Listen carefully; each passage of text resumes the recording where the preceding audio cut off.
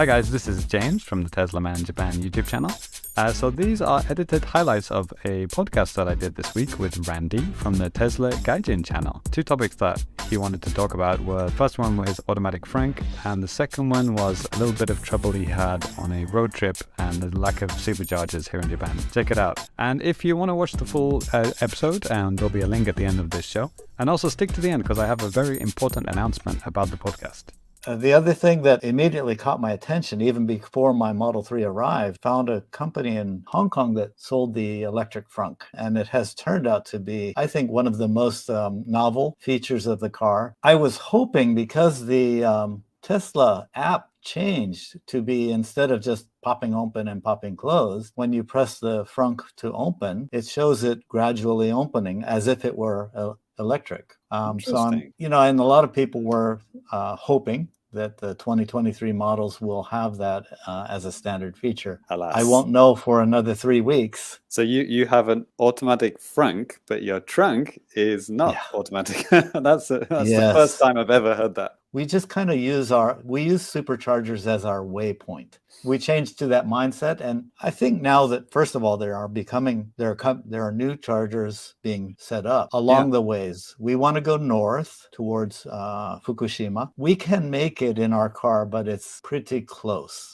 And if it's cold outside, ours is before they put the heater. Our heater is just an electric heater, so it uses quite a bit of charge. I think now they have for the heat pump, so that should make some difference. We wanted to get a long-range car, and the only one available here in Japan is the Performance. So I guess the mindset is like, for people who don't have any car, they have to use trains, right? So they kind of plan their vacation where are the train stations, right? But for Tesla owners in Japan, we're kind of planning our route with the Tesla stations in a way. So precisely. That's if there are no stations there, you can't go there. And we have been to superchargers that are in very nice locations, near a outlet mall or a shopping center. And we have been to some that are just in the middle of nowhere. My job sometimes takes me far away. We had a call at Kashiwazaki, which is on the Nihonkai, the Sea of Japan side. And to get there using superchargers as waypoints presented quite a dilemma for us, because where we were going would mean we would either have to go up the mountains, down the mountains, and then come back up the mountains to get to a supercharger, or go quite a ways out of our way to Niigata area and then come home, a much longer route. So we decided, and it was a snowy day, so we knew that electricity was going to be used. We went along the way, we got to Nagano, and from Nagano to get to Kashiwazaki was about 150 kilometers, I believe. And we knew we would have to go there and then come back to Nagano supercharger. Was pretty close. So I set the car up and said, this is what we're going to do. I put it in there. We were about 10 minutes out of Nagano going downhill, so we thought we were doing good. The range was not being used, but it knew that I had to go back to a supercharger or to go farther for a supercharger. And all of a sudden started telling me, keep your speed below 100 kilometers. And I thought, well, okay. The next one, another 15 minutes, it said, keep your speed below 90 kilometers. It's getting less.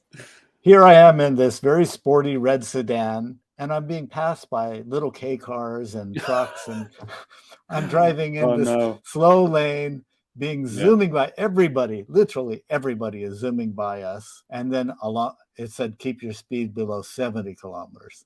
Oh no. It was really embarrassing. Okay, thanks for watching. Those were just two very short highlights. The whole show is about an hour long. So there'll be a link in just a few moments. So the special announcement about the podcast, I'm actually doing an audio version. So this will be available on iTunes, Google Podcasts, all the usual kind of places. So I'm going to add links in the description below of how you can subscribe to the audio show. And what I'm going to do, I'm going to interview a different EV owner every 2 weeks. So it could be a Tesla owner, it could be another car, and just to get their experiences about what it's like owning an electric car here in Japan, because that's what this channel is all about. So really excited to be launching the podcast. Hope you join us. Thank you so much, and I'll see you on the next video. Peace. Oh wow, you watched right to the end? You're amazing. Achievement unlocked. Are you going to help me get to 1,000 subs in 2023? I appreciate it.